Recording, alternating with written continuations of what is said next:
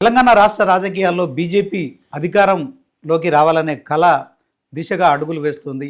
ఈ నేపథ్యంలో మరి తెలంగాణ ప్రజలు కూడా బీజేపీకి మద్దతు చెప్తూనే ఉన్నారు. సో గతంలో ఎన్నడూ లేనంత ఇక 8 మంది ఎమ్మెల్యేలు 8 మంది ఎంపీలు కూడా గెలిచారు. 3 ఎమ్మెల్సీలు కూడా ఉన్నారు. సో మొత్తానికి తెలంగాణలో మరి ఇప్పుడు బీఆర్ఎస్ కాంగ్రెస్ల నడుమ బీజేపీ ఎలా ఉండబోతుంది, మరి రానున్న ఎన్నికల్లో ఆ ప్రయాణం అనే అంశాల గురించి తెలుసుకునే ప్రయత్నం చేద్దాం. నాతో పాటు ఉన్నారు పైడి రాకేష్ రెడ్డి గారు, ఆర్మూర్ ఎమ్మెల్యే. సార్ నమస్తే. నమస్తే అండి. సార్ కంగ్రాచులేషన్స్ ఫస్ట్ 99 టీవీ తరఫున మా స్టూడియోకి వచ్చినందుకు కూడా మీకు ధన్యవాదాలు.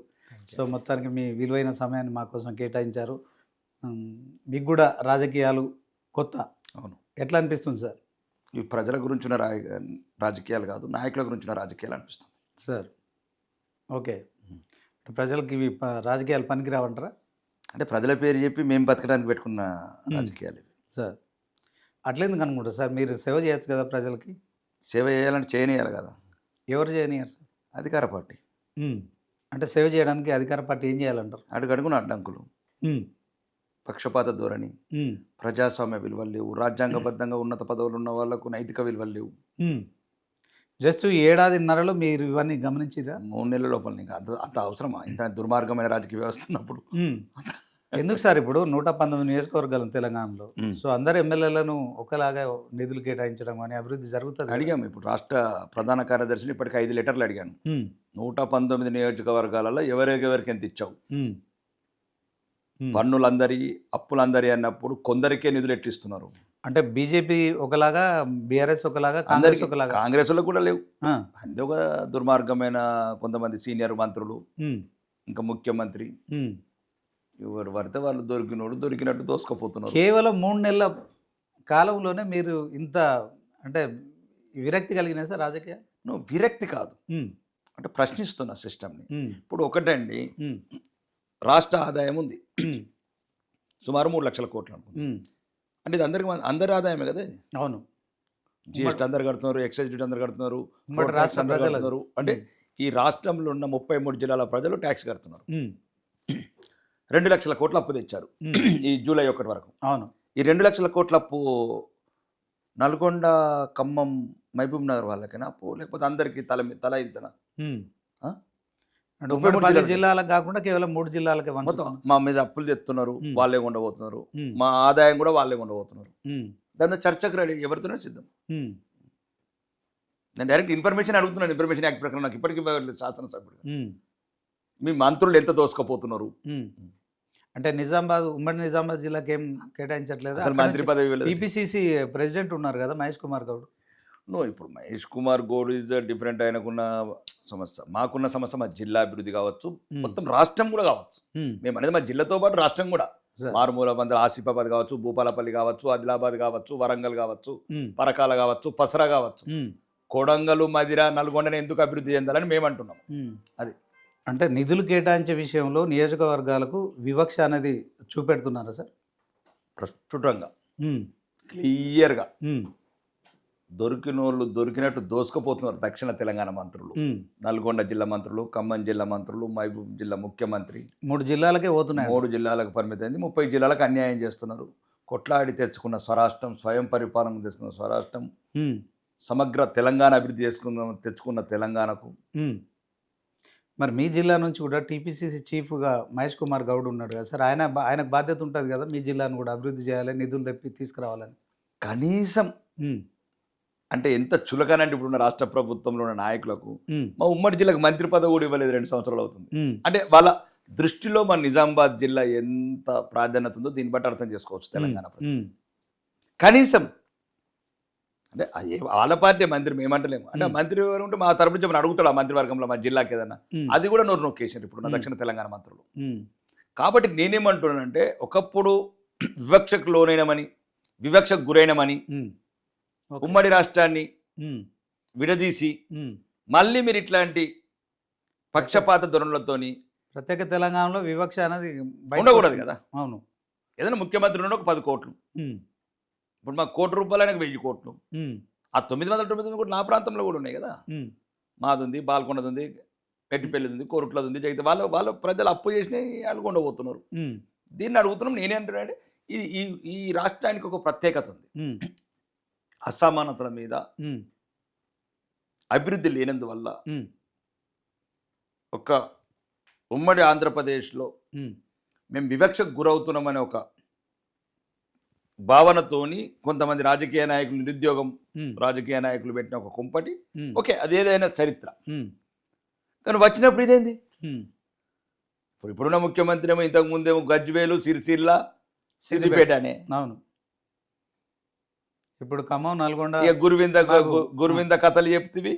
అచ్చి నుంచి గ్రీన్ ఛానల్ పెట్టుకుంటుంది. బీఆర్ఎస్ ఎట్లుందో కాంగ్రెస్ పాలన కూడా అట్లనే ఉందంటారు. దానికని ఇంకా 100 రెట్ల అధ్వానం ఉంది. ఉమ్. అంటే మీ నియోజకవర్గానికి ఓన్లీ ఒకటే ₹1 కోటి. కోటే కాదు, అంటే రాజ్యాంగ విలక్తిలో ఇచ్చి ఒక ప్రోటోకాల్స్ లేకుండా ఉమ్, ఈ ఇన్ఛార్జ్ మంత్రులు అవమాన పాలు చేయటం ప్రజాప్రతినిధిని. ఉమ్, ఎక్కడికి వెళ్ళి నేర్చిండ్రో సీనియర్ మంత్రులు అంటోళ్ళు. ఉమ్, ఏ రాజ్యాంగం చదువుకున్నారో, ఏ బుక్కులు చదువుకున్నారో ఉమ్. అసలు అర్థమే కాదు. అంటే వీళ్ళు ప్రోటోకాల్ ఎన్నికైనట్టు మేము ఎన్నిక కాలేదా? ఏ రకంగా అవమానం జరుగుతుంది? ఏ రకంగా ప్రోటోకాల్. అడుగడుగున ప్రోటోకాల్ కావచ్చు, నిధులలో కావచ్చు, నిర్లక్ష్యం కావచ్చు, మా ప్రాంత సమస్యల మీద పట్టింపు లేకపోవడం కావచ్చు, అన్ని రకాలుగా వివక్షకు గురి ఎత్తున్నారు ఇప్పుడు నా ప్రభుత్వం. సో ఈ 19 నెలలు మీరు ఎమ్మెల్యే అయిపోయి 19 నెలలు అవుతుంది. మరి మీరు గెలిపించిన ప్రజలకు మీ పోరాడుతున్నాం. ఇప్పుడు కేంద్ర ప్రభుత్వ నిధులు ఉన్నాయి, దాంతో ఏదో ఎన్ఆర్జీఎస్ ఫండ్స్ కావచ్చు, ఇంకా రకరకాల స్కీమ్స్ కావచ్చు, ఇవన్నీ మాకున్న కేంద్ర ప్రభుత్వ నిధులతో ఇంకా కొన్ని కొట్లాడుతున్నాం. ఎన్నో కొన్ని అంటే మా వాటాకు రావాల్సినది అస్తలేవు. 3,000 కోట్లు రావాల్సింది 3 కోట్లు ఇస్తున్నారు, 2,900 కోట్లు దోసుకపోతున్నారు. అది అడుగుతున్నాను. ఓకే, మొత్తము ఇవ్వకపోతే వాళ్ళ సొమ్మ ఉమ్మడి ఆంధ్రప్రదేశ్లో ఎట్లయితే దానికన్నా దారుణం. అదే ఈ దుర్మార్గమైన రాజకీయ నాయకులు మళ్ళీ రాష్ట్రంలో ఏం చేస్తారు అని ఇట్లనే వివక్షకు గురైతే మళ్ళీ ఎక్కడొక చోట ప్రశ్నించడం మొదలవుతుంది, ఉద్యమాలు మొదలవుతాయి. మా నిధులు మాకే కావాలని నిలదీసి కొట్లాడిన ఉత్తర తెలంగాణ మళ్ళీ పాటలు స్టార్ట్ అవుతాయి. 2023 ఎన్నికలు, అసెంబ్లీ ఎన్నికలు జరిగినప్పుడు మాత్రం ఖచ్చితంగా బీజేపీ అధికారంలోకి వస్తుందని కొంత హోప్స్ ఉండే సార్. మీరు కూడా ఎమ్మెల్యేలుగా పోటీ చేసిన క్రమంలో ప్రజలకు చాలానే హామీలు ఇచ్చి ఉంటారు. సో మరి ఇలాంటి వివక్ష జరుగుతున్న క్రమంలో నియోజకవర్గ ప్రజలకు ఏం చెప్తారు? మీరు ఎట్లా నియోజకవర్గంలో తిరుగుతారు? పోరాడుతున్నాం. తిరగడం ఏంది? ప్రజాస్వామ్యంలో ప్రజలకు అన్ని గమనిస్తున్నారు, వాళ్ళకి అర్థమవుతుంది. నేను చెప్పిన భాష అర్థమవుతుంది, నేను అసెంబ్లీలో మాట్లాడిన భాష అర్థమవుతుంది. అడిగాను కదా, ఏమి ఇచ్చారని ఏమి తీసుకుపోలేదు అధ్యక్ష, ఈ ప్రభుత్వం నాకు ఏమి ఇచ్చిందని. దొరికినట్టు దోసుకుపోతున్నారు అధ్యక్ష, డైరెక్ట్ అడుగుతున్నాను. ప్రజలు అన్ని వింటున్నారు. ఈరోజు వచ్చిన ఒక మీడియా మాధ్యమం కావచ్చు, సోషల్ మీడియా కావచ్చు, నేను అడిగిన ప్రతి అక్షరం, ప్రతి గొంతులో నుంచి బయటకట్ట ప్రతి ప్రశ్నించే ప్రశ్న నా ఆర్మూర్ నియోజకవర్గ ప్రజలు కాదు, మొత్తం ఎంటైర్ తెలంగాణ 33 జిల్లాకు అవుతుంది. కరెక్ట్, ఆర్మూర్ ఎమ్మెల్యే అడిగింది కరెక్ట్. నేనేమన్నాను, కొడంగల్కు ఏదైతే ముఖ్యమంత్రి రేవంత్ రెడ్డి గారు ఉండబోతున్నారో 119 నియోజకవర్గాలకు సేమ్ ఇవ్వమన్నాను. ఆర్మూర్కే కాదు, 119 నియోజకవర్గాల ప్రజల ఆదాయం అది. అవును, వాళ్ళ 119 నియోజకవర్గాల ఏదైతే 4 కోట్ల మంది తెలంగాణ తీసుకొచ్చిన అప్పు, ఈ అప్పును మీరు ఎట్లా తీసుకుపోతారు? మమ్మల్ని తాకట్టు పెట్టి మా నిధులు మీరు ఎందుకు దోసుకోపోతారు? రాష్ట్రానికి సంబంధించిన టీపీసీసీ అధ్యక్షుడే మీ జిల్లాకు సంబంధించిన వ్యక్తి మహేష్ కుమార్ గౌడ్ ఉన్నాడు. సో ఆయనకు మీరు ఈ విషయంలో మరి చెప్పడం జరిగిందా? ఆయనకు చెప్తున్నాం, చాలా వినతి పత్రాలు ఇస్తున్నాము, చెప్తున్నాము, అడుగుతాను, సీఎంని అడుగుతాను. ఓకే, ఇప్పుడు నా గొంతు ప్రజా గొంతుగా కావాలనుకుంటున్నాను, ప్రశ్నించే గొంతు కావాలనుకుంటున్నాను, నన్ను ఎన్నుకున్న ప్రజలకు అన్యాయం చేయొద్దనుకుంటున్నాను, నిజాలు వాళ్ళకి చెప్పాలనుకుంటున్నాను. కాబట్టి తెలంగాణ అసెంబ్లీలో గొంతు విప్పుతాను. నేనేదో మీడియా ఛానల్ కూడా విప్పుతలేను. ఓకే, అసెంబ్లీలో కూడా మాట్లాడాను. ఆయన ఏం ఫలితం లేదా? దుర్మార్గులు రాజ్యం వెళ్ళేటప్పుడు జరిగే పరిణామాలు ఇవి. ఒక దుర్మార్గులు రాజకీయ వ్యవస్థలో ఒక 5 సార్లు ఎన్నికమైనట్టు. అట్ ద సేమ్ టైం ఇదే ఆరోపణ తెలంగాణ సీఎం రేవంత్ రెడ్డి కూడా చేస్తున్నాడు. తెలుగు రాష్ట్రాల్లో ఆంధ్రప్రదేశ్ని ఒకలాగా, తెలంగాణ ఒకలాగా చూస్తున్నారు. మీరు కూడా అంటే బీజేపీ ఇక్కడ డబుల్ ఇంజన్ సర్కార్ లేదు కనుక, కాంగ్రెస్ ప్రభుత్వం తెలంగాణలో ఉంది కనుక నిధులు ఇవ్వడంలో మీరు కూడా వివక్ష చూపెట్టాం. నిధులు మేము ఇవ్వకపోతే కాకతీయ టెక్స్ట్ పార్క్ ఎవరు ఇచ్చారు? జైరాబాద్ ఇండస్ట్రీ పార్క్ ఎవరు ఇచ్చారు? బీబీ నగర్ ఎయిమ్స్ ఎవరు ఇచ్చారు? అంటే కేవలం రేవంత్ రెడ్డి కాదు, ఈ ఆరోపణ 10 ఏళ్ళ అధికారంలో ఉన్న బీఆర్ఎస్ పార్టీ కూడా అదే చెప్తున్నాం కదా. మేము మా ఇంతకుముందు అధ్యక్షులు కావచ్చు, మా పార్టీ సీనియర్లు కావచ్చు, లేకపోతే కేంద్ర మంత్రులు వచ్చినప్పుడు బహిరంగ చర్చకు సిద్ధమంటున్నాం. 11 లక్షల కోట్లు ఇచ్చాము. మరి 11 లక్షల కోట్లు ఇచ్చాము, ప్రతిదీ లెక్క చెప్తామంటున్నాం కదా. ఈరోజు ఇచ్చే రేషన్ మాది, సన్న బియ్యం మాది, ప్రతి యూరియా మాది, రైతులకు ఇచ్చే రుణాలు మయ్యి, అన్ని రాష్ట్రాలు వైకుంఠధామాలు మయ్యి. అన్ని రాష్ట్రాలకు ఇచ్చినట్టే తెలంగాణకి ఇస్తున్నారు. మనకి- ఆంధ్రప్రదేశ్కి ఇచ్చినట్టు మాత్రం ఇవ్వట్లేదు. ఆంధ్రప్రదేశ్కి ఏమి ఇచ్చారు? ఉమ్. ఏమి పోలవరంకు 1,00,000 కోట్లు జాతీయ ప్రాజెక్టు ఎప్పుడు? హోదా ఇచ్చారు, 1,00,000 కోట్లు ఇచ్చారు. నువ్వు అది ఇప్పుడు కాదండి, ఒకటే మళ్ళీ రేపొద్దున బనకచెర్లకు కూడా 82,000 కోట్లు ఇస్తున్నారు. నువ్వు బస్ కచర్లకు ఇవ్వలేదు, ఇంకా ప్లానే మొన్న ఆల్రెడీ ఇంకా అది మళ్ళీ సబ్మిట్ చేయమని చెప్పారు. ప్రాజెక్టులు ఏదైనా అట్లా ఏ రాష్ట్రాలకు ఎంత పడుతుంది ఇవ్వరు. ఉమ్. కొద్దిగా అక్కడ ఉన్న రాజకీయ నాయకత్వం ఉమ్. వాళ్ళకి ఎందుకంటే విడిపోయి ఇబ్బంది పడుతున్నారు. ఆ ప్రాంత ఉమ్. ప్రజలు. ఒక రాజధాని లేదు పాపం. ఉమ్. వాళ్ళు 50 సంవత్సరాలుగా 60 సంవత్సరాలుగా మనం నిర్మించుకున్నాం. కేసీఆర్ ముఖ్యమంత్రిగా నిర్మించిండు, ఆయన జగన్ నిర్మించలేకపోయాడు. ఉమ్మడి రాష్ట్రంలో ఒక 60 సంవత్సరాలు ఆంధ్ర ప్రజలు ఇక్కడ హైదరాబాద్ వచ్చి హైదరాబాద్ అభివృద్ధిలో బాగా ప్రధాన పాత్ర పోషించారు. ఉమ్. వనస్థలిపురం కావచ్చు, దిల్సుఖ్ నగర్ కావచ్చు, కూకట్పల్లి కావచ్చు, హైదరాబాద్ చుట్టుపక్కల ప్రాంతంలో వాళ్ళ కృషి ఉంది సార్. ఈ అభివృద్ధిలో. ఉమ్. ఒక రోజు రాష్ట్రం విడిపోయింది, ఉమ్. వాళ్ళ ఆంధ్రప్రదేశ్ వాళ్ళకి రాజధాని లేదు. ఉమ్. రాజధాని లేనందువల్ల కొన్ని ప్రత్యేకంగా అది కూడా 15,000 కోట్లు రుణం. ఉమ్. కొన్ని చిన్న చిన్న ఏదైతే ఇప్పుడు ఇక్కడ ఏంటంటే అన్ని వడ్డించిన విస్తర ఉండేది ఒకప్పుడు. అంటే మనకు అభివృద్ధి చెందిన మిగులు బడ్జెట్ ఉన్న తెలంగాణ ఇచ్చేది. ఉమ్. మనం ఏ రకంగా అభివృద్ధి చెందాలా, ఉమ్. మనం ఇంకా బడ్జెట్ ఎట్లా పెంచుకోవాలా, ఇది ఆలోచించాలా తప్ప కానీ అంటే మనం ఇప్పుడు ఆంధ్రప్రదేశ్కి నిధులు నీళ్లు అన్నీ పోతున్నాయి, ప్రత్యేక తెలంగాణ సాధించుకుంటేనే మన తెలంగాణకు న్యాయం జరుగుతుందని చెప్పి మనం నీళ్లు నిధులు నియామకాల కోసం కొట్లాడి తెచ్చుకున్న తెలంగాణ కదా సార్. దాంట్లో ఆంధ్రప్రదేశ్కి అన్యాయం ఎట్లా జరిగింది, తెలంగాణకు న్యాయం ఎట్లా జరిగింది? తెలంగాణకు ఆంధ్రప్రదేశ్కి అన్యాయం జరిగినట్లేమండి. మనం మీరు గమనించాల్సింది అంటే రాష్ట్రం విడిపోయినప్పుడు రాజధాని లేదు. ఈరోజు ఒక 15,000 కోట్లు అది రుణం ఇస్తున్నారు. మళ్ళీ తీర్పాల్సిందే రుణం. హైదరాబాద్ లేకపోతే మనకు కూడా ఇచ్చేవాళ్ళు. అవును. ఇప్పుడు హైదరాబాద్ లేకపోతే మనకు కూడా రాజధాని వరంగలో లేకపోతే ఇప్పుడు కొడంగల్లో రాజధాని అవుతే వాళ్ళకు అది కూడా ఇచ్చేవాళ్ళు. అంటే కంపేర్ టు తెలంగాణ ఆంధ్రప్రదేశ్ వెనుకపడిపోయిందంటారా? కొన్ని అంటే మనకు తెలంగాణకు మాత్రం హైదరాబాద్ పెద్ద అంటే ముందు నుంచి కూడా అంటే ఆంధ్రప్రదేశ్ మనకు హైదరాబాద్ తప్ప ఇంకా లేదు. రూరల్ ఏం లేవు, రూరల్ డెవలప్ ఆ స్థాయిలో లేదు కదా. హైదరాబాద్ ఇస్ ఒక బంగారు బాత్, గ్లోబల్ సిటీ. Global city. సుమారు ఇది చాలా రకంగా సాఫ్ట్వేర్గా కావచ్చు, ఫార్మాగా కావచ్చు, అన్ని రంగాలలో అభివృద్ధి చెందింది. చాలా మంది ప్రజల కష్టాలు ఉన్నాయి, ఇట్లా ఏం లేదు అట్లేం లేదు. కానీ దీన్ని అప్లపాలు చేస్తున్నారు ఉన్న నాయకులు. ఇప్పుడు వాళ్ళేమో 8 లక్షల కోట్లు అప్పు చేశారు. మిగులు బడ్జెట్ ఉన్న రాష్ట్రాన్ని ప్రజాకర్షణ పథకాలు, అవినీతి పథకాలు, గొర్రెలు అనుకుంటా, బర్రెలు అనుకుంటా, మేకలు అనుకుంటా మొత్తం ప్రజల్ని ఒక రకమైన భ్రమలలో పెట్టి ఏదైతే యువత తమ ప్రాణాలను నడిపించి నీళ్లు నిధులు నియామకాలు అన్నప్పుడు ఏదైతే ప్రధాన ఎజెండా ఉందో మరిచిపోయి రాజులకు గప్పాలు కొట్టేళ్ళు ప్రజల్ని సోమరిపోతులు చేసే పథకాలతో తెలంగాణ రాష్ట్రాన్ని, మిగులు బడ్జెట్ రాష్ట్రాన్ని అప్పుల కుప్పగా చేశారు. అప్పుల కుప్పతో పాటు అవినీతిమయం అడుగడుగున.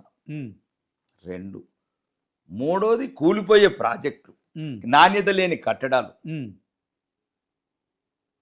అంటే ఇప్పుడు సౌదీ లాంటి చట్టాలు పెట్టి ఆ కొన్ని స్కీమ్ల మీద ఇట్లా ఎంక్వైరీ చేస్తే ఒక్కరు కూడా ఉండరండి. అందరు తిహార్ జైల్లో ఉంటారు. ఓకే, రాజ్యాంగంలో మనం మార్పులు చేసుకోవాలంటారు.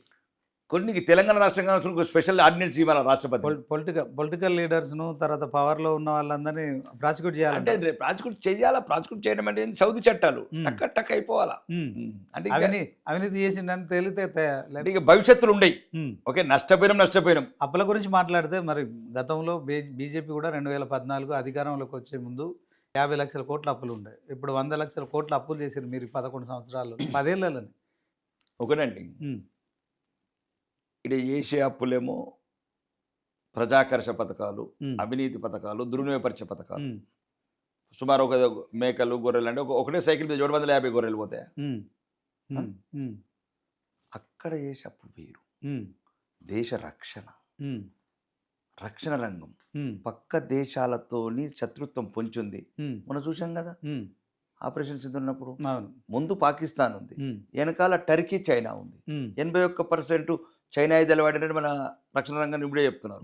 అంటే దేశం ఉంటేనే కదా తెలంగాణ ఉండేది. దేశానికి ఏం కావాలా? ఇప్పుడు కరోనా వచ్చింది, ఈ రాష్ట్రాన్ని నువ్వే కాపాడుకోకపోతుంది, దేశంలోనే 30 రాష్ట్రాలను కాపాడుతుంది. దేశానికి ఉన్న బాధ్యతలు వేరు. రక్షణ రంగం కావచ్చు, ఇంకా ఆధునిక శాటిలైట్స్ కావచ్చు, రకరకాల సైంటిఫిక్ రీసెర్చ్ అండ్ డెవలప్మెంట్స్ దేశాన్ని ఒక వికసిత భారత్గా చేయాలని ఒక వైపు.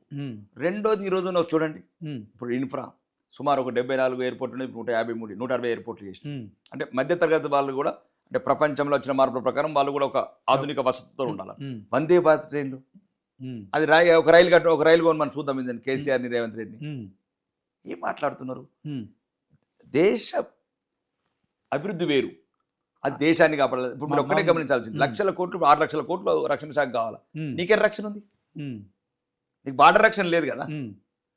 ఇవన్నీ కొద్దిగా చదువుకున్న వాళ్ళు అంటే జర్నలిస్ట్ ఎన్ని రోజులు సార్ ఇప్పుడు బీజేపీ ఎన్ని రోజులు చెప్పుకుంటుంది ఈ పక్క దేశంతో యుద్ధాలు చేస్తున్నాము, తర్వాత రక్షణ రంగానికి ఎక్కువ వ్యయం ఖర్చు చేస్తున్నాం అంటారు. మీ దేశంలో మీరు ఇచ్చిన హామీలు అసలు ఉద్యోగాల విషయంలో కావచ్చు, తర్వాత అభివృద్ధి విషయంలో కావచ్చు, కేవలం మీరు జై శ్రీరామ్ అని పేరు చెప్పడం కావచ్చు, హిందువుల ఓట్లు, ఇట్లాంటి కార్యక్రమాలతో మీరు ఓటు బ్యాంకు లక్ష్యంగానే మీ రాజకీయాలు సాగుతున్నాయి.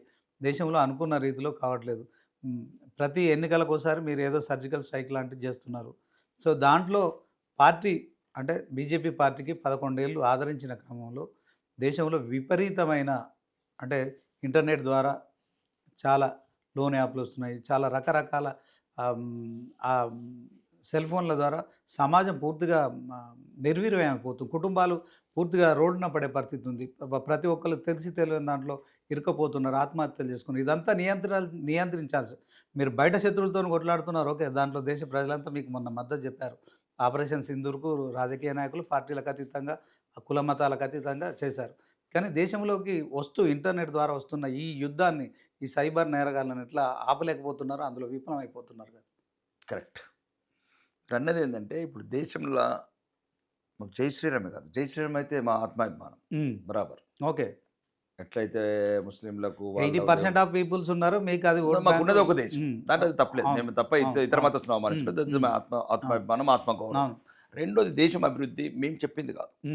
ఈరోజు వరల్డ్ బ్యాంక్ 25 కోట్ల పేదవాళ్ళని, ఆటోమేటిక్గా జరిగింది వేరు, ఆటోమేటిక్ ఎట్లా జరుగుతుంది అది పక్కన పెట్టండి.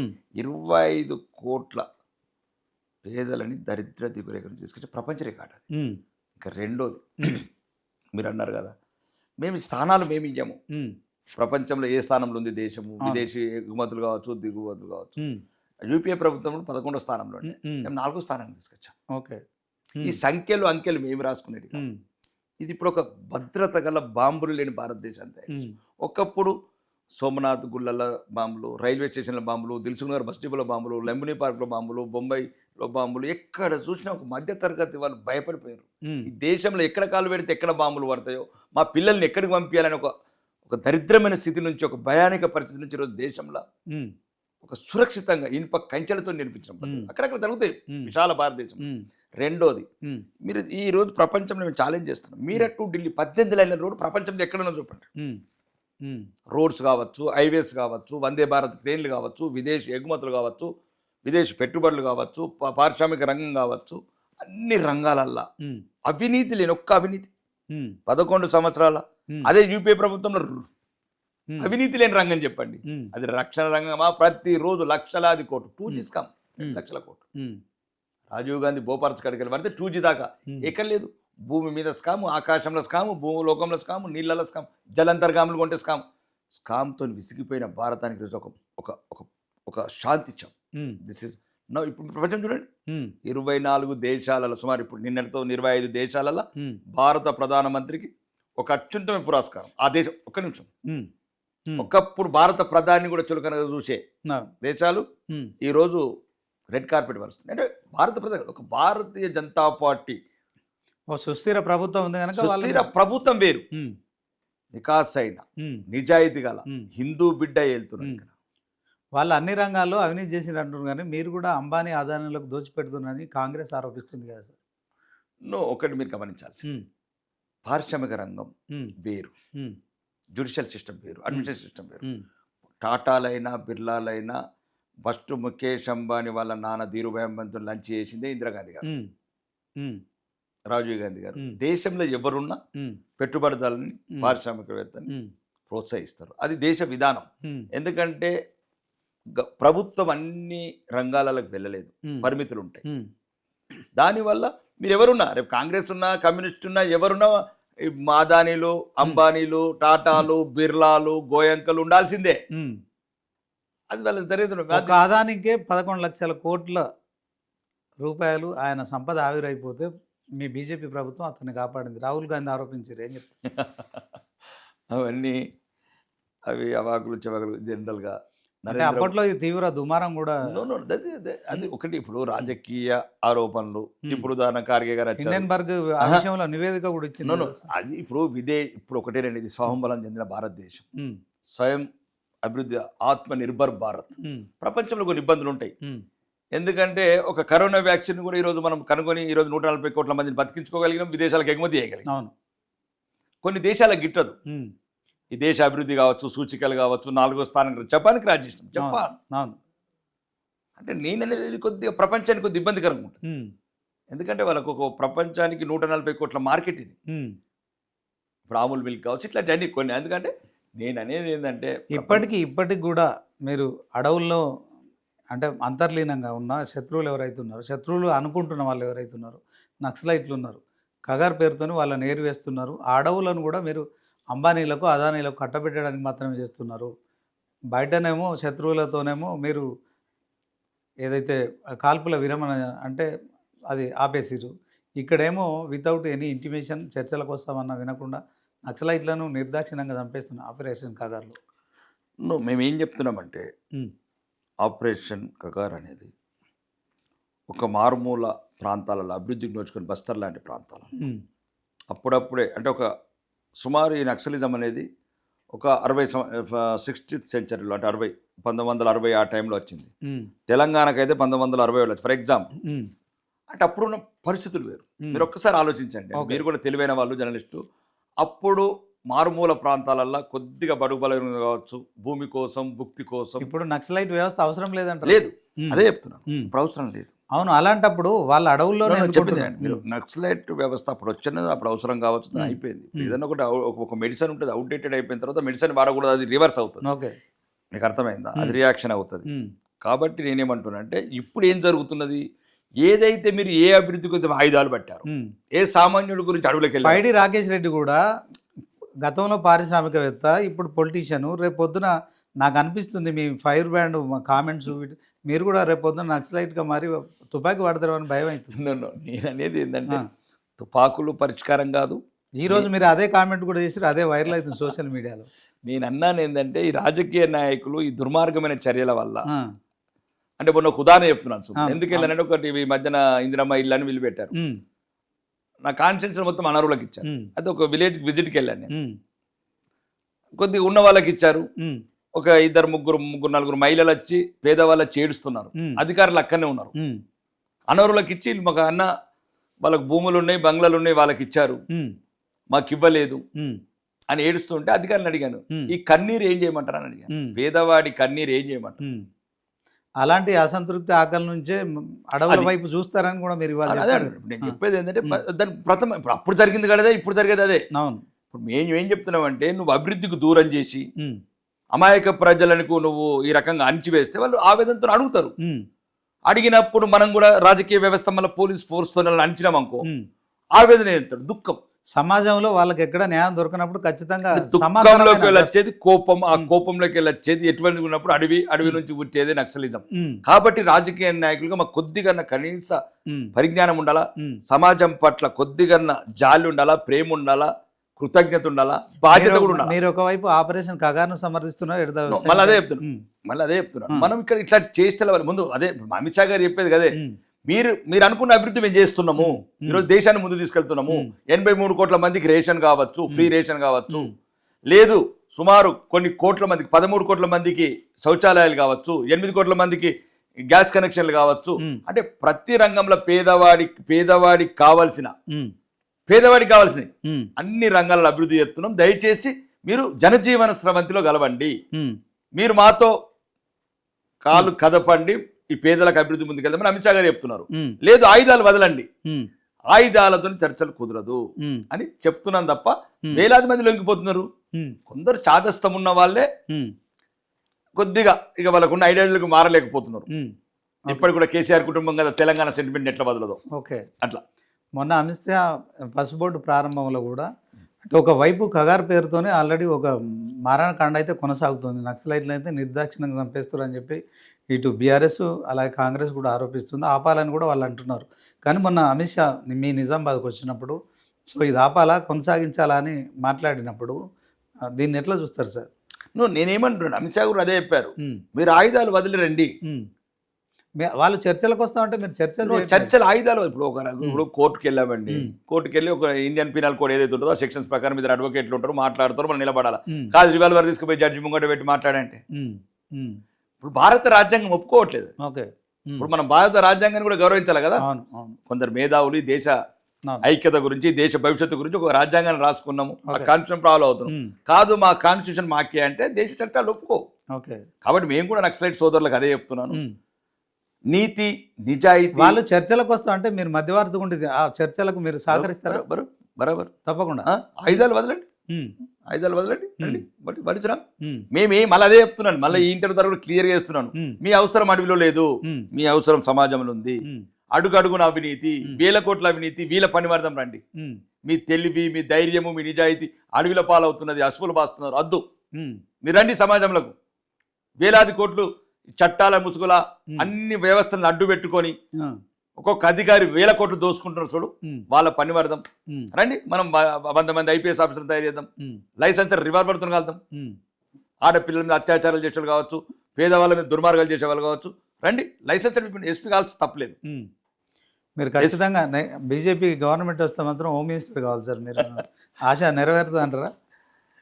ఆశలు కోరుకుంటే తప్పులేదు, ఉమ్, తీర్చే బాధ్యత ఉమ్, దైవ నిర్ణయం. ఉమ్, నేను హోమ్ మినిస్టర్ అయినా, ఉమ్, హోంగార్డ్ అయినా ఉమ్. నాకేం అభ్యంతరం లేదు. పొలిటీషియన్గా ఉన్నా కానీ మీ పని మీరు చేస్తూ ఉంటారంటారు. నేను ఒకటేనండి, ఏం చేసిన సమాజానికి ఉమ్, పేదవాడు అలసిపోయాడండి. ఉమ్. వాళ్ళు ఎప్పుడు ప్రభుత్వం ఏదో చేస్తా అని మాత్రం చూసి అలసిపోయారు. ఉమ్, అంటే ఈ ఒకప్పుడు ఉండేది నమ్మకం, చూస్తూ చూస్తూ దుర్మార్గమైన రాజకీయ నాయకులు, ఉమ్, ఎటువంటి విలువలు లేని రాజకీయ నాయకులు ఉమ్, వచ్చారు కాబట్టి వాళ్ళకు కొద్దిగా ఇబ్బందికరం ఉంది. Okay sir. ఇప్పుడు కాళేశ్వరం ఇష్యూ తీసుకున్నట్టయితే మీరు అన్ని అనుమతులు ఇచ్చారు, కేంద్రంలో అధికారంలో అప్పుడు రాష్ట్రంలో బీఆర్ఎస్ అధికారంలో ఉంది, అన్ని అనుమతులు మీరే ఇచ్చారు. తర్వాత ఇప్పుడు అదేదో పిల్లర్లు ఒక పిల్లర్ పగిలిపోయి 2-3 కుంగిపోయిన తర్వాత దాని మీద రాష్ట్ర ప్రభుత్వం కాంగ్రెస్ ప్రభుత్వం అయితే ఎంక్వైరీలు చేస్తుంది. జ్యుడిషియల్ ఎంక్వైరీ అయిపోయింది, ఇండియా రిపోర్ట్ వచ్చింది, రేపొద్దున విజిలెన్స్ నివేదిక కూడా వచ్చింది. ఇవన్నీ జరిగిన దాంట్లో మీరు ఇప్పుడు సిబిఐ ఎంక్వైరీ చేయాలని మీరు డిమాండ్ చేస్తున్నారు. ఓకే, కానీ దీంట్లో మీకు కూడా పాపం ఉంది కదా కాళేశ్వరంలో. ఇప్పుడు నేను ఏముంటుందంటే, నీకు వెహికల్ ఇచ్చాను, డ్రైవింగ్ లైసెన్స్ ఇచ్చాను, ఉమ్, అంత వెహికల్ ఇచ్చాను, డ్రైవింగ్ లైసెన్స్ ఇచ్చాను, డ్రైవింగ్ టెస్ట్ చేశాను, అన్నీ ఓకే అనుకొని ఇచ్చాను. ఉమ్, కానీ నువ్వు తావి డ్రైవింగ్ చేయటము ఉమ్, ఇట్లాంటి, అంటే కాళేశ్వరంలో జరిగింది అది. ఉమ్, మేము ఇచ్చినవి మీరు వాళ్ళు సబ్మిట్ చేసినవి కరెక్ట్ ఉన్నాయి, ఉమ్, కానీ అక్కడ డిజైన్ మార్చుకున్నారు ఫీల్డ్లో. ఉమ్, పాయింట్ 1. ఉమ్, రెండోది నాణ్యత లేని కట్టడాలు, ఉమ్, మూడోది అవినీతి. ఉమ్, నీకు అవినీతే దాన్ని కుంప ముంచింది, ఉమ్, ఆ కుటుంబ పాలనే కుంప ముంచింది. అంటే ఆ కుటుంబ పాలన లేకపోతే దరిద్రం ఉండేది కాదు. ఎందుకంటే కొద్దిగా ప్రజాస్వామ్యంగా నాలాడో నీలాడో ఎమ్మెల్యేలు ఉంటారు, సార్ అది మా ఉండదు సార్ అని ఆ కుటుంబం కూడా చేతులు కట్టుకునే వ్యవస్థ ఉండేది. ఎమ్మెల్సీ కవిత ఎందుకు సార్ అట్లా చెప్పింది? ఆమె తీహార్ జైల్లో ఉన్నప్పుడు బీజేపీ బీఆర్ఎస్ కలిసిపోవాలి ఆ ప్రతిపాదన నా ముందుకు వచ్చింది, దాన్ని నేను ఒప్పుకోలేదు, సో అందుకే ఖచ్చితంగా నాన్న చుట్టూ దయ్యాలు ఉన్నాయి, నాన్న దేవుడు అని చెప్పి చెప్తున్న దాంట్లో బీజేపీ పార్టీని ఆమె తీసుకోవడాన్ని మీరు ఎట్లా చూస్తారు? ఇప్పుడు కొన్ని విలువలు లేని రాజకీయ నాయకులు ఉమ్, నోటికి వచ్చింది మాట్లాడతారు. ఉమ్. అంటే అలాంటి ప్రతిపాదన ఒకటి జరుగుతుందా? ఏముంటుందంటే, మేము నేషనల్ పార్టీ 21 రాష్ట్రాలల్లో ఉమ్, రాష్ట్ర ప్రభుత్వాలు నడుపుతున్న అధికారంలో ఉన్నాము. ఇంకా మిగతా 97 అయితే కదా ఇంకో 3 రాష్ట్రాలు మిగిలిపోయినాయి. కాంగ్రెస్ అది ఎట్లా విముక్త భారత్ చేస్తాం. మా పార్టీ సంస్థాపన ఉద్దేశమే ఉమ్, ఈ దేశానికి చెదల్లాగా పట్టుకున్న కాంగ్రెస్ ని, ఉమ్. ఈ దేశంలో అడుగడుగున మెజార్టీ పదవిని అవమానించి అవినీతిని అట్ ద ప్రోత్సహించి సేమ్ టైం అదే కవితకి బెయిల్ ఇవ్వడంలో బీజేపీ బీఆర్ఎస్ సిండికేట్ అయిపోయినాయని ప్రచారం కూడా జరిగింది. బెయిల్ న్యాయస్థానాలు ఇస్తాయండి. దయచేసి మీరు అన్ని వ్యవస్థలకు ఒక్క నిమిషం శ్రీనివాస్ గారు, అన్ని వ్యవస్థలకు కలంకం అంటగట్టండి. అంటే ఆమె 6 నెలలు జైల్లో ఉంది. ఒకటి ఏదైనా సరే భారత రాజ్యాంగం ప్రకారం ఇన్వెస్టిగేషన్ మీరు అయిపోయింది. సెంట్రల్ గవర్నమెంట్లో ఉండి ఈడీ సిబిఐ వీటన్నిటిని కూడా న్యాయ వ్యవస్థను కూడా మీరు నియంత్రిస్తున్నారు. ఈడీ సిబిఐ అనేది మీ జేబు సంస్థలాగా వాడుకుంటున్నారు. ఎలక్షన్స్ ముందు ఎవరైతే మీలాంటి బడా పారిశ్రామికవేత్తలు వాళ్ళందరి మీద కూడా రైట్స్ అయినాయి. అంటే నాట్ ఓన్లీ ఒక కాంగ్రెస్ బీఆర్ఎస్ బీజేపీ అని కాదు, టోటల్గా ఎవరైతే బడాబాబులు ఉన్నారో వాళ్ళు ఎక్కడైతే పొలిటికల్గా మరి కొంత మా ప్రజల్లోకి వెళ్తున్నారో వాళ్ళకు ప్రజల అభిమానం ఎక్కడైతే చూరగొంటున్నారో వాళ్ళ మీద అంతా రైట్స్ చేస్తున్నారు. నిజమేనా? సుమారు ఒక ఎగ్జాంపుల్ ఇస్తాను. 10 ఏళ్ళు యూపీఏ పాలనలో 600 కోట్లు రికవరీ చేశారు ఈడీ. మేము 1,20,000 కోట్లు చేసాం. ఓకే. మేము ఒకవేళ వత్తాసు వాళ్ళకి 1,20,000 కోట్లు ఇట్లా వచ్చేది. కాంగ్రెస్ ప్రభుత్వం 10 సంవత్సరాల్లో వాళ్ళు దోసుకున్నారు. ఉమ్. ఈడీ ఓడి అనుకుంటే చెప్పుకుంటా, సిబిఐ చెప్పుకుంటా వాళ్ళు దోపిడీ చేసినారు. ఉమ్. మేము ఈడీతో రెడీ చేసినాం, రికవరీ చేసినాం, ఉమ్. కక్కిచ్చినాం, ఉమ్. కట్టిపిచ్చినాం. ఉమ్. 600 కోట్లు ఎటు 1,20,000 కోట్లు ఎక్కడ?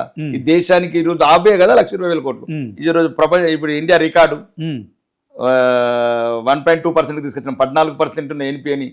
ఈ పసుపు బోర్డు ఏంటి సార్ 3 సార్లు ఓపెన్ చేసిరని చెప్పి ట్రోల్ అవుతుంది, నిజమేనా? నో, పసుపు బోర్డు అలా అని కాదు. ఉమ్. అప్పుడు ఏదో అధికారికంగా వాళ్ళు ఆన్లైన్లో చేశారు సంక్రాంతి అనుకుంటాను. ఉమ్. ఈరోజు ఎందుకంటే అధికారికంగా దానికి చైర్మన్ గారు um. And the total entire commerce department team, um. మూడోది ఒక అధికారిక బంగ్లా, ఉమ్. ఇవన్నీ సమకూరిని ఉమ్. కాబట్టి ఒక అధికారికంగా ప్రారంభోత్సవం చేయడం జరిగింది. ఓకే, బీజేపీ ఇచ్చిన హామీ తెలంగాణ కోసం అదొకటి నిలబెట్టుకున్నారు అక్కడ. చాలా నిలబెట్టుకున్నాం, చాలా ఇప్పుడు. సో ఇప్పుడు పసుపు రైతులకు మద్దతు ధర కూడా ఇవ్వలేదు, మీరు ఓపెన్ చేసిరు కానీ అని చెప్పి కూడా పసుపు బోర్డు పెట్టింది దాని గురించి కాదు. ఉమ్. పసుపు బోర్డు పెట్టింది ఉమ్. అది ఎంఎస్పి ఉంటుంది, ఉమ్. మినిమం సపోర్ట్ ప్రైస్లో. అది ఒక రాష్ట్ర ప్రభుత్వము కేంద్ర ప్రభుత్వం చేసేది ఒకటి ఉంటుంది. ఉమ్. వయబిలిటీ ఫండ్ ప్రైజ్ అని అంటారు దాన్ని. ఉమ్. కానీ ముఖ్యంగా ఈరోజు పసుపులో రావాల్సిన అభివృద్ధి అంటే ఆధునిక వంగడాలు, ఉమ్. ఎక్కువ దిగుబడి వచ్చే ఉమ్. వంగడాలను డెవలప్ చేయాలి రీసెంట్ డెవలప్మెంట్ సెంటర్. రెండోది ఈ కర్కమిన్ ఏదైతే ఉందో, కర్కమిన్ ఏదో కొన్ని రాష్ట్రాల్లో 8 to 9% ఉన్నది, అట్లాంటి కర్కమిన్ ఇక్కడ డెవలప్ చేయాలి. కర్కమిన్ డెవలప్ చేసి రెండోది వాల్యూ యాడెడ్ ఇండస్ట్రీస్ పెట్టాలి. ఉమ్. దాంతోపాటు ఒక సులభతరమైన వాణిజ్య ప్లాట్ఫామ్ అంటే ఎక్స్పోర్ట్ ప్లాట్ఫామ్ని క్రియేట్ చేసి ఇక్కడ నుంచి నిజామాబాద్ నుంచి కాదు ఎక్కడైనా సరే విదేశీ ఎగుమతులకు ప్రోత్సహించాలా. దానివల్ల ఇన్సెంటివ్స్, ఎగుమతులు చేస్తే ఇన్సెంటివ్ ఉమ్. లేదు, వాల్యూ యాడ్ ఇండస్ట్రీస్కు స్పెషల్ ఇన్సెంటివ్స్, లేక ఆధునిక పనిముట్లు, ఇట్లా అన్ని రైతుకు ఈ రకంగా చేస్తే ధర అదే వస్తుంది. దానికి ఇంకా ఎంఎస్పీ కానీ ఎక్కడ ఉన్నది ఇప్పుడు? 15,000 నడుస్తుంది. ఇంకా దీన్ని మనం ఆధునికంగా దీన్ని ప్రొడక్ట్ పెంచినాం అనుకోండి, సుమారు ఇప్పుడు 40 క్వింటాలకు బదులు 60 క్వింటాలు పెంచామనుకోండి, అది వంగడాలు ఇవన్నీ కొద్దిగా బాగా చేస్తే ఆటోమేటిక్గా రైతు సంతోషంగా ఉంటాడు.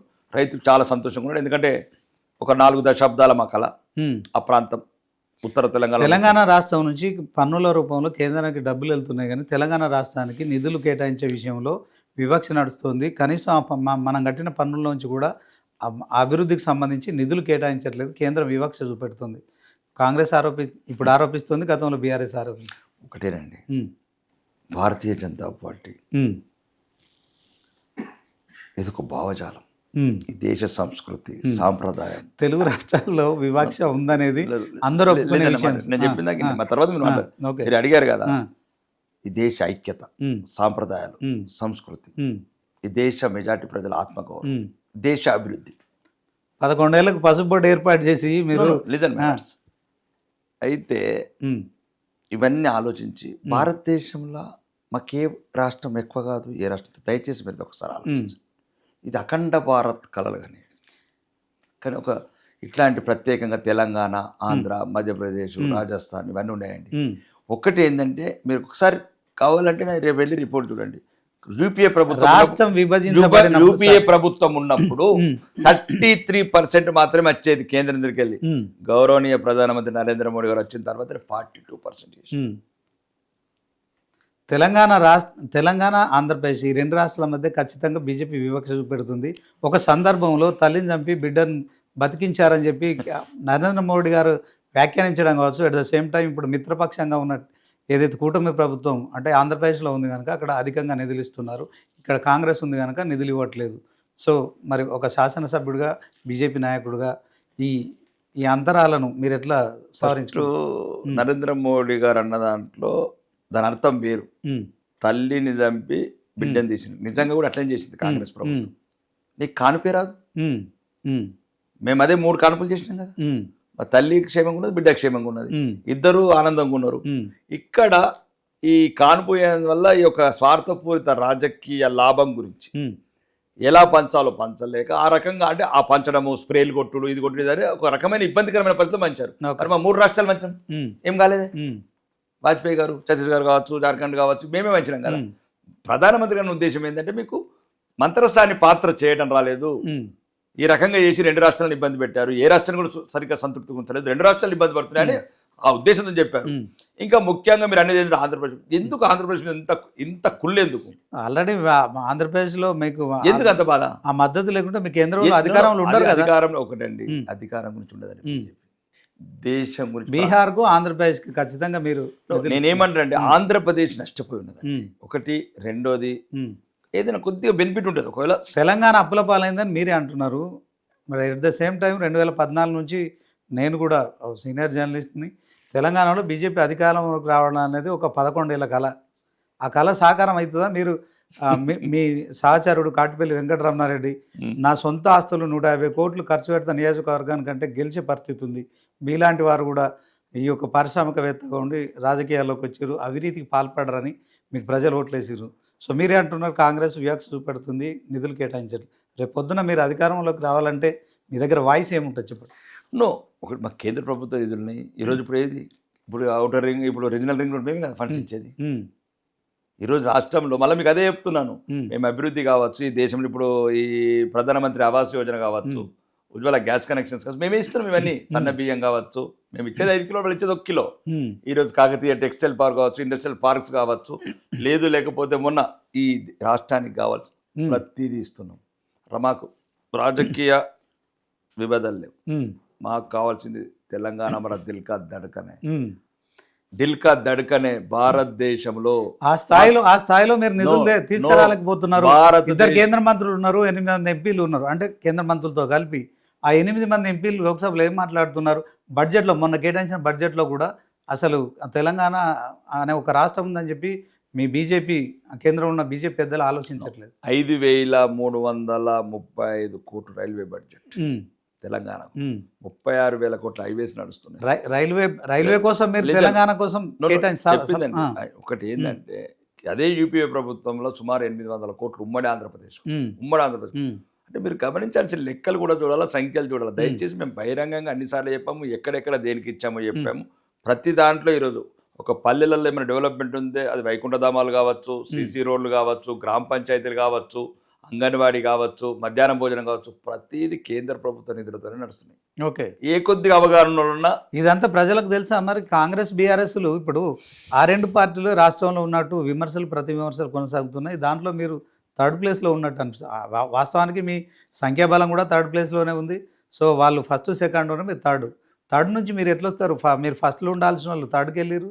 మరి 3rdలో ఉంటుంది అనుకున్న కాంగ్రెస్ 1స్ట్కి వచ్చింది, 1స్ట్లో ఉంటుంది అనుకున్న బీఆర్ఎస్ 2ndకి వెళ్ళిపోయింది. ఒకటండి, నమస్కారం. ఇది తెలంగాణలో గత 10 సంవత్సరాలు ఒక అవినీతి, అహంకారం, ఈ రాష్ట్రాన్ని అప్పులమయం చేసిన ఒక పార్టీ, కుటుంబ పాలన వల్ల విసిగిపోయిన తెలంగాణ ప్రజలు ప్రత్యామ్నాయం చూసేటప్పుడు భారతీయ జనతా అప్పుడు మీరు కేంద్రంలో అప్పటి నుంచి కేంద్రంలో అధికారంలో ఉన్నారు కదా, మీరు ఆరోపణలు చేస్తున్నారు. అదే చెప్తున్నారు. భారతీయ జనతా పార్టీ వైపు చూసే సమయంలో మాయదారి కాంగ్రెస్ తెలంగాణ ప్రజల అమాయకత్వాన్ని ఆశ్రయ చేసుకొని ప్రజాకర్షణ పథకాలు అంటే అమాయకత్వాన్ని ఆశ్రయ, ఫర్ ఎగ్జాంపుల్ 4,000 రూపాయల పెన్షన్ ఇంతవరకు ఇవ్వలేదు, తులం బంగారం ఇప్పటివరకు ఇవ్వలేదు, స్కూటీలు ఇప్పటివరకు ఇవ్వలేదు, దివ్యాంగులకు అట్లంటే మీరు కూడా చాలా విస్మరించారు. ఏడాదికి 2 కోట్ల ఉద్యోగాలు ప్రతి అకౌంట్ లో 15 లక్షల రూపాయలు. 15 లక్షలు కాదు, మళ్ళీ చెప్పదలుచుకున్నది. మేము ఏం చెప్తున్నామంటే ఏదైతే తెలంగాణ ప్రభుత్వం ఉచిత పథకాల తాయిలాలు చూపించి ప్రజల్ని మేమిచ్చిందో, ఒకవైపు అవినీతి, ఇప్పుడు ఏదైనా అవినీతి సొమ్మును ఢిల్లీ దర్బార్కు పంపటం కుటుంబానికి, రాజకుటుంబానికి, ఈ రకంగా అవినీతి ప్రారంభం కాబట్టి తెలంగాణ ప్రజలు విసిగెత్తిపోయారు. ఒక మోసపూరిత ప్రభుత్వాన్ని ఆవేశంలో ఆ రాజకుటుంబాన్ని దించడానికి కల్వకుంట్ల కుటుంబం జరిగి నిర్ణయం తీసుకోవడం జరిగింది. పశ్చాత్తాపడుతున్నారు. నెక్స్ట్ ఖచ్చితంగా బీజేపీ వస్తాయనే నమ్మకం మీకుందా? తెలంగాణ ప్రజలు కోరుకుంటున్నారా? తెలంగాణ ప్రజలు కోరుకుంటారు. మీరు కనీసం మొన్న బీసీ ముఖ్యమంత్రి అన్నారు, కనీసం రాష్ట్ర అధ్యక్షుని కూడా మీరు ఓసీని పెట్టుకున్నారు. రేపు పొద్దున బీసీ కులాల్లో ఒక చైతన్యం వచ్చింది. మీరు కనీసం ఆ రాష్ట్ర అధ్యక్షుని విషయంలో మీ దగ్గర నుంచే ధర్మపురి అరవిందో లేకుంటే ఈటల రాజేందర్ లాంటి బీసీ నాయకులు అవుతారని ఎక్స్పెక్ట్ చేసిన క్రమంలో వాళ్ళని కాదని మీరు ఒక ఓసీ నాయకుని పెట్టారు. దాంట్లో ఏ మెసేజ్ పోతుంది సార్ జనాలు? ఓసీ అంటే పెద్ద ఓట్లేసి నాయకులు కాదండి చెప్పి ఆయనకు. ఎందుకంటే కేంద్ర పార్టీ ఏదైతే నిర్ణయం తీసుకుందో 50 సంవత్సరాల నుంచి పార్టీకి ఏబీపీ కావచ్చు, బీజేపీ కావచ్చు, శాసనమండలి సభ్యుడు కావచ్చు, ఉమ్, మొత్తానికి 50 సంవత్సరాలుగా పార్టీకి త్యాగం చేసిన ఒక వ్యక్తిని, అనుభవం ఉన్న వ్యక్తిని, తెలంగాణలో మారుమూల పల్లెలో ఉన్న కార్యకర్తని పేరు పెట్టి పలకరించిన రామచంద్రరావు గారి నాయకత్వం ఇప్పుడు అవసరం. అంటే పార్టీని కొద్దిగా పరిశీలించలేదు ఉమ్, అంతర్గతంగా. ఉమ్. ఓకే, రాజకీయాలు వచ్చినప్పుడు అంటే పార్టీ ఇప్పుడు పటిష్టంగా లేదా మీరు? ఇంకా పరిస్థితి మాకు 36% ఉంది. ఉమ్. మాకు 3-4 జిల్లాలో బలహీనంగా ఉన్నాం. తప్పేం రాజాసింగ్ రాజీనామా చేశాడు కదా, దాన్ని ఎట్లా వస్తారు మీరు?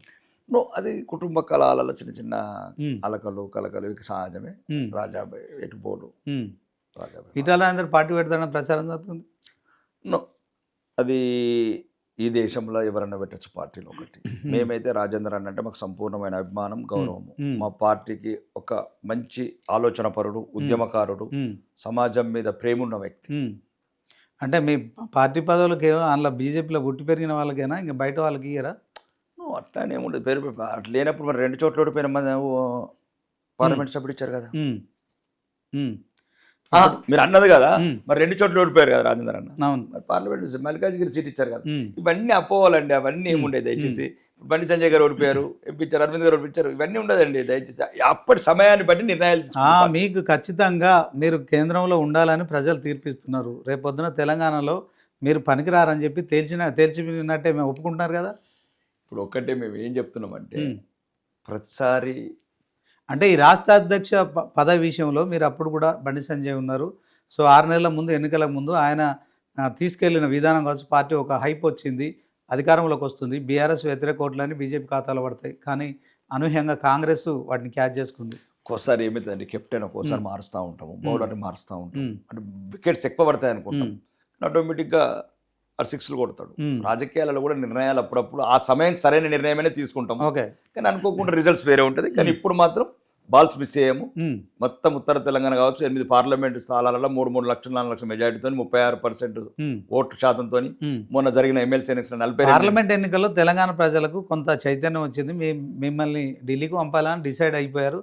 సో అప్పుడు ఉన్న మా ప్రభుత్వంలో ఉన్న ముఖ్యమంత్రి కూడా ఏదైతే రైతు బంధు కావచ్చు, రైతు రుణమాఫీ అట్లాంటి అంశాలు తీసుకున్న తర్వాత వాళ్ళకు ఒక 8 సీట్లు, మీకు 8 సీట్లు ఇచ్చారు. సో దాంట్లో మీరు ఎంపీలకే పరిమితం, రాష్ట్రంలో అధికారంలో రావడం కష్టం, ఎందుకంటే మీరు కూడా అసంతృప్తిగానే ఉన్నారు. మరి మొన్న ఏమన్నారు, మేమెందుకు అసంతృప్తి? మీరే అన్నారు కదా ఇందాక, మా తెలంగాణలో రాష్ట్ర ప్రభుత్వం మా మీద వివక్ష చూపెడుతుంది. అది దాన్ని పోరాడతాం, దాన్ని ఎదుర్కొంటాం, ప్రతిపక్షం ఎదుర్కొంటాం. అది వీరులకు ఎప్పుడు గమ్యము లక్ష్యము విజయమే ఉంటుంది తప్ప ఇవన్నీ కాదు. అంటే నీకు ఎందుకు తీసుకొచ్చారంటే, ఇట్లాంటి దుర్మార్గమైన రాజకీయ నాయకులు ప్రాంతం మీద ఒక పక్షపాతం చూపించడం వల్ల ఒక ఉమ్మడి ఆంధ్రప్రదేశ్ని విడగొట్టుకున్నాం. మళ్ళీ అట్లాంటి పరిస్థితులు రాకూడదు. రాజకీయ నాయకులకు 5 సార్లు 6 సార్లు ఎన్నికైన రాజకీయ నాయకులకు కనీస రాజ్యాంగం మీద అవగాహన ఉండాలా. ఓకే.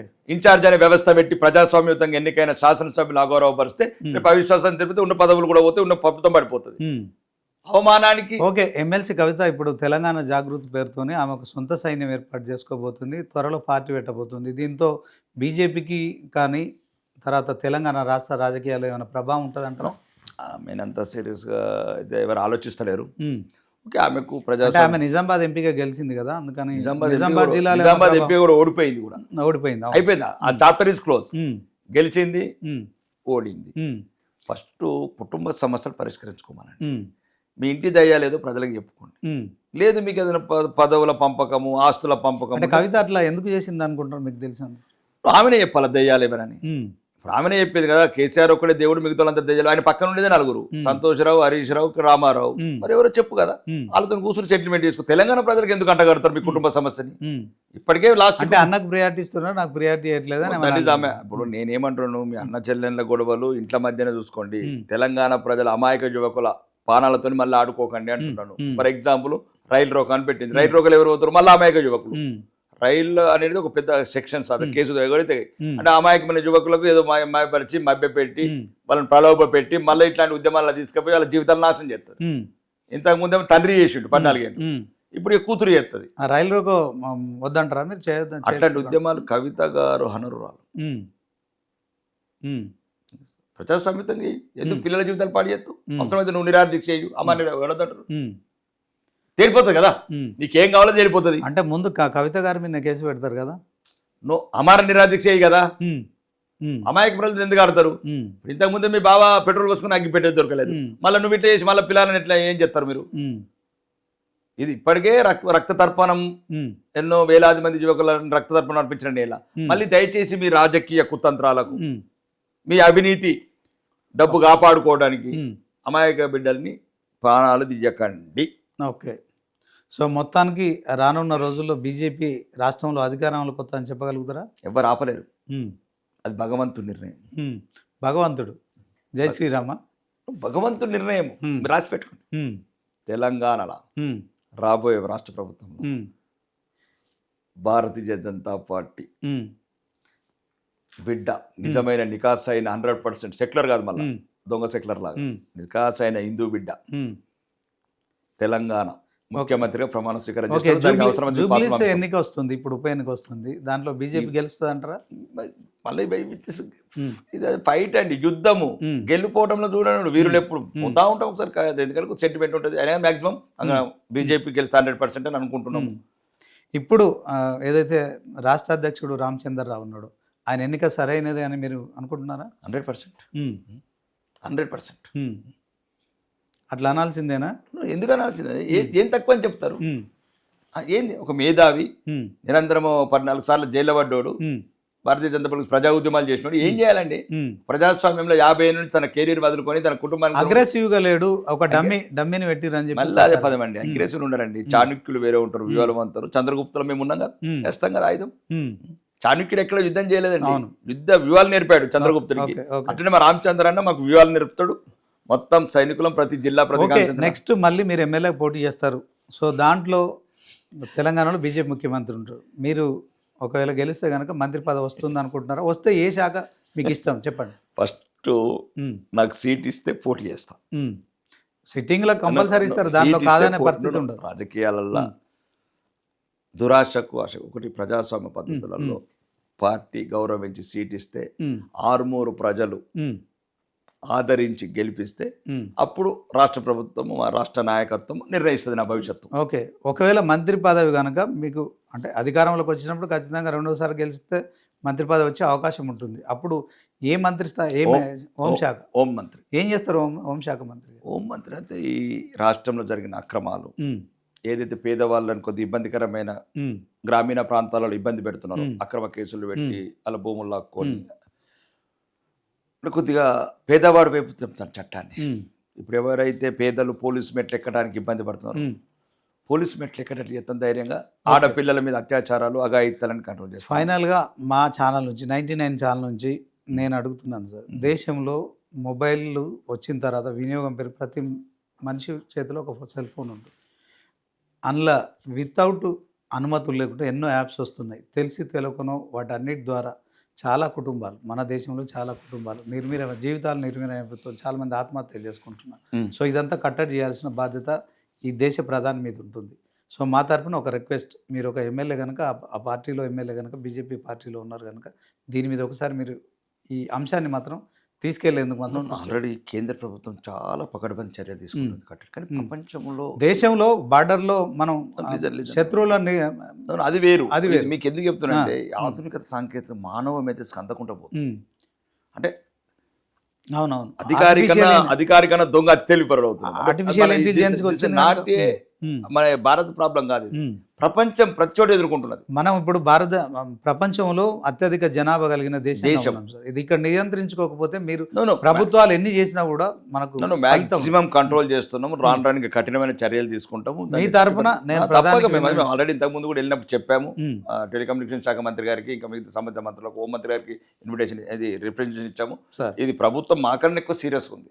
ఎందుకంటే దేశ భద్రతకు, దేశ ప్రజల ఒక జీవితాలకు సంబంధించి ఎన్నో వ్యక్తిగత జీవితాలు కూడా ధ్వంసమైపోతున్నాయి, ఆర్థికంగా ధ్వంసమైపోతున్నాయి, రకరకాల స్కామ్స్ ఇవన్నీ కంట్రోల్ చేస్తున్నాం. కానీ ఏదైనా సరే మా కాలం మార్పుతో పాటు కొన్ని వ్యవస్థలు మార్పు చేస్తాం. ఎట్టి పరిస్థితుల్లో ప్రజలు ఇబ్బంది పడే అవసరం లేదు. ఓకే.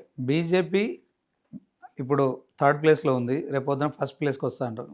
బీఆర్ఎస్ కాంగ్రెస్లో ఇలా బీఆర్ఎస్ కాంగ్రెస్ల గురించి ఏం చెప్తారు రాకేష్ రెడ్డి గారు? ఒకటే, బీజేపీ 2nd ప్లేస్లో ఉందండి. పార్లమెంట్ ఎన్నికల్లో చివరి ఇంకా మళ్ళీ మ్యాచ్ జరగలేదు. ఓకే. మేము అంటే 36%తో ఉన్నాము. ఒక 3 జిల్లాల బలహీనంగా ఉన్నాము. రాబోయే రోజులలో ఖమ్మం, నల్గొండ, వరంగల్, కొద్దిగా మహబూబాబాద్, కొద్దిగా 3 జిల్లాలని కొద్దిగా కంట్రోల్ చేస్తామంటే 100% మేము గెలుస్తాం. సో కంపల్సరీ అది జరిగిపోతుంది అంటారు. వీరులకు ఎప్పుడు విజయమే లక్ష్యం అండి. Okay, thank you sir. మొత్తానికి మరి రాజకీయాల్లోకి వచ్చిన అనతి కాలంలో మీరు ఎమ్మెల్యే అయ్యారు, మీ పరిశ్రమలన్నిటి పక్కబెట్టి ప్రజాసేవ చేస్తున్నారు. సో మొత్తానికి మీరు సక్సెస్ కావాలని మరొకసారి కూడా కోరుకుంటున్నాం. సో ఫైర్ బ్రాండ్గా ఇప్పుడు తెలంగాణ రాజకీయాల్లో పేరున్న పైడి రాకేష్ రెడ్డి ఆర్మూర్ ఎమ్మెల్యేగా మరిక కొంత ప్రభుత్వం అయితే అధికారంలో ఉన్న కాంగ్రెస్ ప్రభుత్వం వివక్ష చూపెడుతుంది. అయినప్పటికీ కూడా కేంద్రం నుంచి వచ్చే సంక్షేమ పథకాలకు సంబంధించిన నిధులతోనే ఇప్పుడు నియోజకవర్గం అభివృద్ధి చెందుతుంది. అయితే వివక్ష చూపకుండా తెలంగాణ ముఖ్యమంత్రి తెలంగాణలోని 119 నియోజకవర్గాలు కూడా నిధులు ఇచ్చి అభివృద్ధికి సహకరించాలని కోరుతున్నారు.